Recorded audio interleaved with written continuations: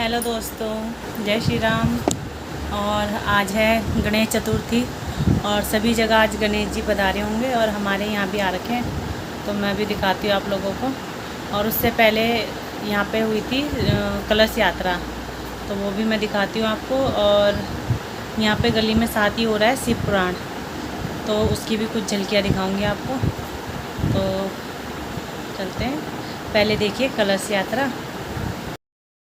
सभी कलश यात्रा लेके आ गए हैं और मैं तो जा रही हूँ आराध्या कॉलोनी। मैं आपको दिखाती हूँ, सबके सब आ रहे हैं।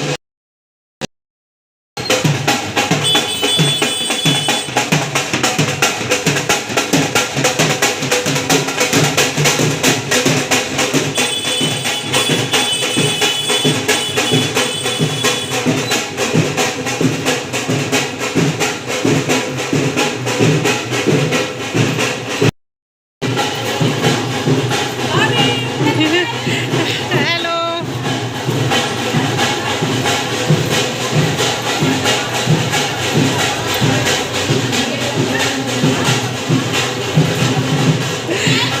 अरे नहीं मैं बच्चों तो लेना जाम है।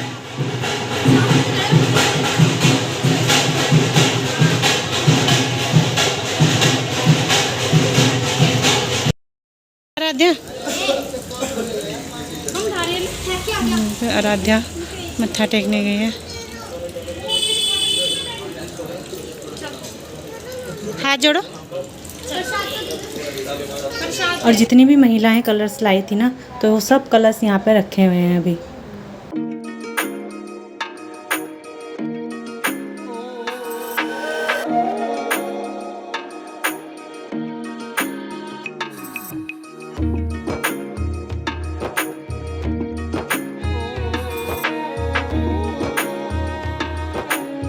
अब शाम के मतलब 4:30 हो चुके हैं। मैं थोड़ा लेट आई कथा में, क्योंकि मुझे पहले बच्चों को छोड़ने जाना था ट्यूशन, और उसके बाद मैंने सोचा अब लेने का टाइम हो गया तो थोड़ी देर मैं कथा में बैठ जाती हूँ। तो कथा सुन के बड़ा आनंद आया, तो थोड़ी सी आप भी सुन लीजिए कि कैसी कथा हुई। नाथ समझाते हुए कह रहे कि सांसारिक दृष्टिकोण से पागल में और भक्त में ज्यादा भिन्नता नहीं है। यदि सांसारिक दृष्टि से भक्त को देखो तो वो पागल ही नजर आता है। पागल को उल्टा करके देख लो, पागल अर्थात ल ग पा, जो लगन में लग गया उसी ने उसको पा लिया। बजाओ चला चला हैं, बैठते हैं, ठाकुर जी के विग्रह को निहारते हैं, मन में राम नाम की जोत जलाकर आते हैं, राम नाम की जोत में यहाँ बैठकर उसमें अनन्य भक्ति प्रदान करते हैं और राम नाम कहते हुए ही वहां से चले जाते हैं। कोई मतलब नहीं। तो मैं आपके हृदय में 9 दिनों में केवल यही करने आया हूँ। कथा तो आप अपने आजकल YouTube पे सुन लेना, बढ़िया बढ़िया से बढ़िया कथा, अच्छे अच्छे व्यासों की कथा सुनने को मिलेगी, महंगे महंगे व्यासों की। इतने महंगे व्यास है कि तुम्हारे 2-4 घर बिकवाने के बाद कथा हो प्राप्त हो जाए। तो है आपको ये कृपा है, विशेष कृपा। क्योंकि भाग्य से आपको क्या नहीं मिला? शरीर मिला, परिवार मिला, पोती पोते मिले, सुहाग मिला, घर मिला, लेकिन ये सौभाग्य है कि आपको इस प्रांगण में कथा सुनने का सौभाग्य मिला। सौभाग्य है। आज से आप अपने आप को भाग्यशाली ना समझे। और जिनको कुछ समझ में आ रहा है ताली बजाकर बताओ कितना समझ में आ रहा है।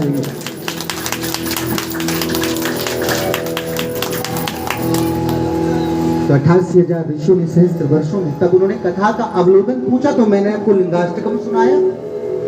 अब प्रश्न किया जा रहा है कि महाशिव पुराण सुनने से पापी व्यक्ति का भी उद्धार होता है। ये प्रश्न किया। 88,000 ऋषि प्रश्न कर रहे हैं कि क्या वाकई ऐसी कोई सत्य घटना? पापात्मा पाप संभव त्राहि मां पार्वती नाथ सर्व पाप हरे भवः पापो हम पाप कर्मा हम पापात्मा पाप संभव सर्व पाप हरो बाबा, अर्थात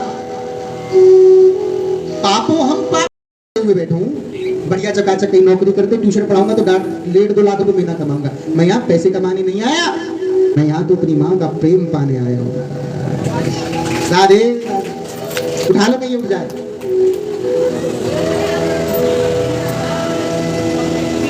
अच्छा, खड़ा हो जाता हूँ तो कोई आपदा विपदा नहीं आ सकती। ये बात मैंने अपने गुरुजी से सुन ली।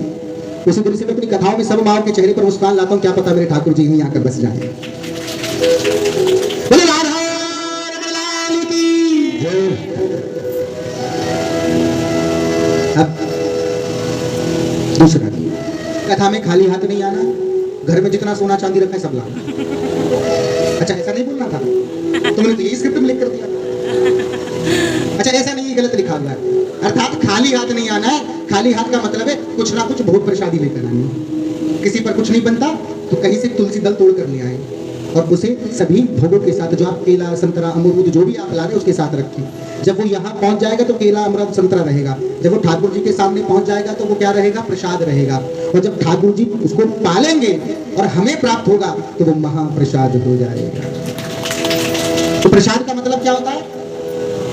प्रसाद की व्याख्या क्या है बताओ, काली सूट वाली अम्मा बताओ, प्रसाद की व्याख्या क्या है? खाने से मतलब, तो देवी के मतलब। पीछे वाली अम्मा ताली बजाओ एक बार जोरदार, माइक दो इस बच्चे को।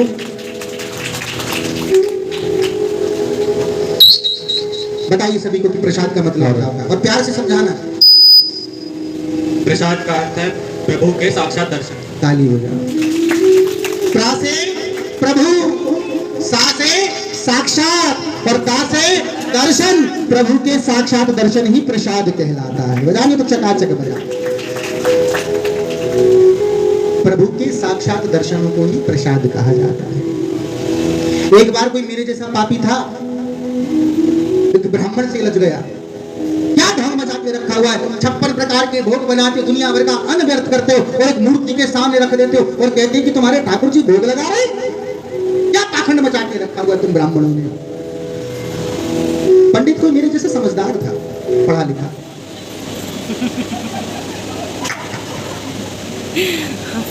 देख लो, जब अपने आप को मूर्ख का तो एक नहीं हंसा, समझदार का तो सब कुछ शक है हम पे, बता।